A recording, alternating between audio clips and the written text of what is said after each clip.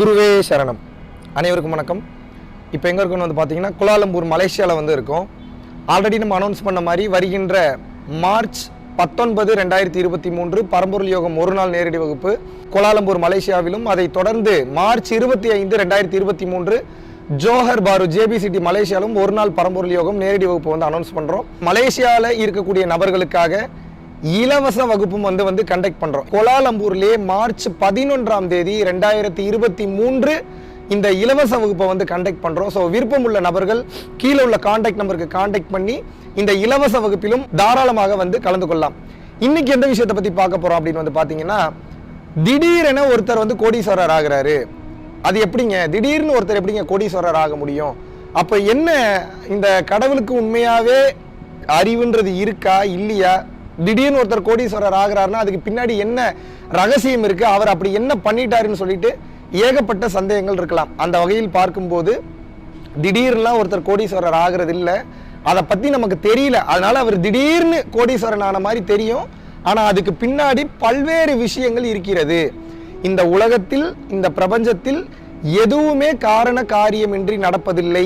அதே போல திடீரென ஒருவரும் கோடீஸ்வரர் ஆவதில்லை. கோடீஸ்வரர் ஒருத்தர் ஆயிட்டாருன்றதுக்காக அவர் மிகப்பெரிய உழைப்பாளின்னு சொல்லிட முடியாது. கோடீஸ்வரர் திடீர்னு ஒருத்தர் ஆயிட்டாருன்றதுக்காக அவர் ஒரு மிகப்பெரிய உழைப்பாளி இல்லைன்னு சொல்லிட முடியாது.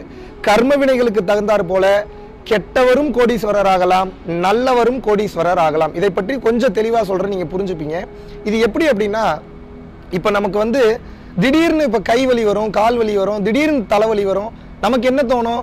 என்னடா திடீர்னு வருது, நேத்து வரைக்கும் நல்லா இருந்தோம், ஒரு 10 நிமிஷத்துக்கு முன்னாடி வரைக்கும் நல்லா இருந்தோம், ஆனா திடீர்னு இந்த தலைவலி வருது அப்படின்னு தோணும். ஆனா நம்மளுடைய அறியாமைக்கு தெரியாது, நம்ம ஏதோ ஒரு தப்பான ஃபுட்டு சாப்பிட்டதுனாலதான் இப்ப இந்த தலைவலி வருது. நம்ம ஒரு வருஷமா குனிஞ்சு நிமிந்து வேலை பார்க்காதனாலதான் இன்னைக்கு இந்த பேக் பெயின் வந்திருக்கு.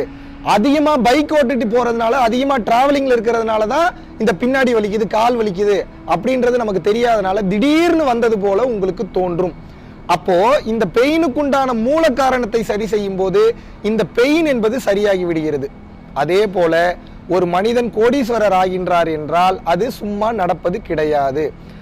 அவர் பல வருடங்களாக உழைத்த உழைப்பின் பலனாக இன்று அவர் கொஞ்சம், அதாவது ஒரு மனிதன் படக்கூடிய கஷ்டங்கள் எதுவுமே நமக்கு தெரியறது இல்லை.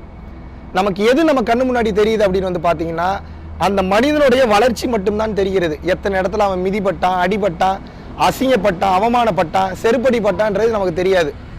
ஆனா இன்று அந்த மனிதனுடைய வளர்ச்சி, அவன் கோடி கோடியா சம்பாதிக்கிறதுக்கு மட்டும்தான் ஒரு மனிதனுக்கு தெரிகிறது. அந்த கோடி கோடியாக சம்பாதிப்பதில் அவன் நல்லது பண்றானா கெட்டது பண்றானா அது வேற, அது செகண்டரி. முதலில் நாம் தெரிந்து கொள்ள வேண்டியது, திடீரென ஒரு வளர்ச்சி வராது. அந்த வளர்ச்சிக்கு பின்னால் நிச்சயமாக உழைப்பு என்ற ஒன்று இருக்கத்தான் செய்யும்.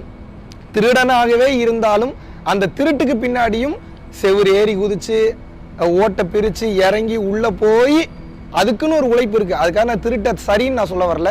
திருட்டு என்பது தவறுதான், அதில் எந்தவித மாற்று கருத்தும் கிடையாது. ஆனால் கோடீஸ்வரன் ஆவதற்கு பின்னால் நிச்சயமாக ஒரு மனிதனுடைய உழைப்பு என்ற ஒன்று இருக்கிறது. அதை தொடர்ந்து பார்த்தோம்னா, இப்ப ஒருத்தன் வந்து பாத்தீங்கன்னா எந்த ஒரு உழைப்புமே உழைக்கல, ஆனா திடீர்னு நல்ல டைம் வந்துருச்சுங்க, லக் வந்துருச்சுங்க, நேரம் ஒர்க் அவுட் ஆயிருச்சுங்க, கோடீஸ்வரன் ஆயிட்டாங்க. அதுக்கு காரணமும் அது திடீரென்று நடந்தது கிடையாது. அந்த ஆன்மாவானது அதற்கு முந்தின ஜென்மங்கள்ல எவ்வளவு கஷ்டப்பட்டிருக்கு, எவ்வளவு உழைச்சிருக்கு, எத்தனை பேருக்கு நல்லது பண்ணியிருக்கு, எவ்வளவு தூரம் இந்த பொசிஷனுக்கு வர்றதுக்காக ஏங்கி இருக்கிறது என்பதை பொறுத்துதான் அந்த ஆன்மா இந்த ஜென்மத்தில் அடுத்த உடலை எடுக்கிறது. அப்போ இந்த ஆன்மாவானது இந்த ஜென்மத்துல வாழ்ந்துகிட்டே வரும்போது, இந்த புது பாடியில வாழ்ந்துட்டு வரும்போது, அதற்குண்டான நேரம் என்ற ஒன்று வரும்போது அந்த ஆன்மா தயார் நிலைக்கு வந்து விடுகிறது. எதுக்கு? கோடீஸ்வரன் ஆகிறதுக்கு. அப்ப நமக்கு பல கோடி ரூபாய் சம்பாதிக்கணும்னு ஆசைப்பட்டு ஏங்கி அதற்குண்டான உழைப்பு போன ஜென்மத்தில் போடப்பட்டதினுடைய விளைவு போன ஜென்மத்திலையும் கிடைக்கும். சில பேருக்கு கிடைக்காம உடல் சப்போர்ட் பண்ணாம போறப்போ இந்த ஜென்மத்தில் கிடைக்கிறது. சோ போன ஜென்மத்தினுடைய கர்ம பதிவுகளும் இந்த ஜென்மத்துக்கு சப்போர்ட் பண்ணுது. அது மட்டும் இல்லாம ஒரு சில பேர் பிறக்கும் போதே கோடீஸ்வரனாக பிறக்கிறார்கள். நல்ல கோடீஸ்வர அப்பாக்கு, கோடீஸ்வர அம்மாக்கு மகனாகவோ மகளாகவோ பிறக்கும் போது பார்ன் வித் சில்வர் ஸ்பூன்ல, பார்ன் வித் பிளாட்டினம் ஸ்பூனாகவே பிறக்கின்றார்கள். இதற்குண்டான காரணம் என்னன்னா, அந்த ஆன்மா அப்பேற்பட்ட புண்ணியங்களை செய்து விட்டு வருகின்றது. ஆனா கர்மா 40%, நம்மளுடைய செயல் 60%. கர்மா மட்டும் வேலை செய்து நம்ம விட்டுறக்கூடாது. நமக்கு பல்வேறு புண்ணியங்கள் சேர்த்து வைத்து நாம் கோடீஸ்வரராக பிறந்தாலும் கூட புதிதாக செய்யக்கூடிய செயல்களில் நல்ல சூழ்நிலை நமக்கு அமையும் போது திமிருத்தனமாகவோ அகங்காரத்தின் பிடியிலோ சிக்கிட்டோம் அப்படின்னா அடுத்த பிறவி இன்னும் மோசமாக மாறிடும், இந்த ஜென்மமே மோசமாக மாறிவிடும். அப்போ ஒரு மனிதன் கோடீஸ்வரனாக மாறுகின்றான் என்றால் அவன் செய்த பாவ புண்ணிய கணக்குகள், அவன் தாய் தந்தை செய்த பாவ புண்ணிய கணக்குகள், அதை கடந்த நிலையில இந்த ஜென்மத்தில் அவன் எடுத்த முயற்சிகள், இது மூன்றும் இணைந்து சப்போர்ட் பண்றதுனால அந்த நேரம் ஒர்க் அவுட் ஆகுது. ஆக்சுவலா அது நல்ல நேரம்ன்றது கிடையாது, அவன் செய்த செயலின் விளைவுகள் இன்று அவனுக்கு வாழ்க்கையாக அமைந்துள்ளது. அப்ப என்னன்னா, கர்மா வேலை செஞ்சாலும் கூட புத்தியை பயன்படுத்தி நல்வழியில் செல்லும் போது கர்மாவை தாண்டி ஜாதகமே வேலை செய்யாத அளவுக்கு ஒரு மனிதன் உயர முடியும். இதை நீங்கள் தெளிவாக புரிந்து கொள்ள வேண்டும். ஸோ திடீரென ஒருவன் கோடீஸ்வரன் ஆகின்றான் என்றால் அது திடீர் அப்படின்னு கிடையாது, நமக்கு திடீர்னு தெரியுது. ஆனா அதுக்கு பின்னாடி ஏகப்பட்ட கர்மா கால்குலேஷன் இருக்கு, உழைப்பு இருக்கு, நல்லது கெட்டது இருக்கு, பாவ புண்ணிய கணக்குகள் என்பது உண்டு. இதை ஒரு மனிதன் உணர்ந்து விட்டாலே அடுத்தவன் மேல பொறாம வராது.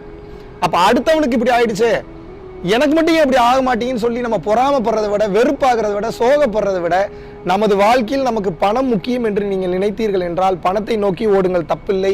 ஆனால் பணத்தை சேர்க்கும் போதே, அதாவது பொருளை சேர்க்கும் போதே அருளையும் சேர்க்க வேண்டும். எப்போதும் பொருள் மட்டுமே சேர்க்க வேண்டும் என்ற நோக்கத்தோடு ஓடாமல் பொருள் சேர்க்கும் போது அருளும் சேர்ந்து விட்டது என்றால் இந்த பொருள் என்பது உங்களை விட்டு போகாது. நீங்க ஷார்ட் ரூட்ல தப்பான வழியில பொருள் மட்டும் முக்கியம் ஓடும் போதும் திடீர்னு கோடீஸ்வரன் ஆகலாம். ஆனால் அருள் என்ற ஒன்று உங்களுக்கு சப்போர்ட் பண்ணல, அருள்னா என்ன, இறை சக்தின்னு அர்த்தம். இறைவன் உங்களுக்கு சப்போர்ட் பண்ணல அப்படின்னா இறைவன் கொடுத்த அத்தனையும் திடீரென்று உங்களுக்கு ஒரு நாள் காணாமல் போய்விடும். அன்று உங்களுக்கு அந்த ஏற்ற இறக்கத்தை சமாளிப்பதற்குண்டான பக்குவம் இருக்காது. ஸோ இறுதியாக சொல்வது ஒன்றே ஒன்றுதான், இந்த உலகத்தில் இந்த பிரபஞ்சத்தில் திடீரென்று எதுவும் நடப்பதே கிடையாது. எல்லாமே பார்த்தீங்கன்னா முன்னாடி பண்ண கால்குலேஷனோட தொடர்ச்சி தான். இதை புரிந்து செயல்படும் போது நாம் இந்த வாழ்க்கையில் ஆகாமிய கர்மான்னு சொல்லுவாங்க, புது விதமான கர்மாக்களை சேர்த்து கொள்ளாமல் இறைபாதையில் பயணித்து கொண்டே தாராளமாக கோடீஸ்வரனும் ஆகலாம். கோடீஸ்வரன் ஆகுங்க, அது நல்லதுதான். ஏன்னா நம்ம எப்பயுமே இன்னொருத்தங்களுக்கு நல்லது பண்றதுக்கு இன்னொருத்தங்க கையை எதிர்பார்க்கிறத விட நாம் நன்றாக இருப்பதற்கும் பிறரை நன்றாக வாழ வைப்பதற்கும் நம்ம கையிலையும் பணம் இருந்தால் தான் நல்ல நல்ல செயல்களை நம்மால் செய்ய முடியும். அதனால பணம் சம்பாதிப்பதில் எந்தவித தவறும் இல்லை. பணம் சம்பாதித்துக் கொள்ளுங்கள், கார் வாங்குங்க, வீடு வாங்குங்க, வசதியா இருங்க. ஆனா பிறருக்கு உதவ வேண்டும் என்ற குணத்தோடு நீங்கள் செயல்பட வேண்டும். இந்த தன்மையில் நீங்கள் இருக்கும்போது வாழ்வில் உச்சகட்ட நிலையை நீங்கள் அடைகின்றீர்கள். பணம் சேருங்க, தப்பு கிடையாது. ஆனால் பணம் சேர்க்கும் போது புண்ணியத்தையும் சேர்த்துருங்க. நன்றி, வணக்கம்.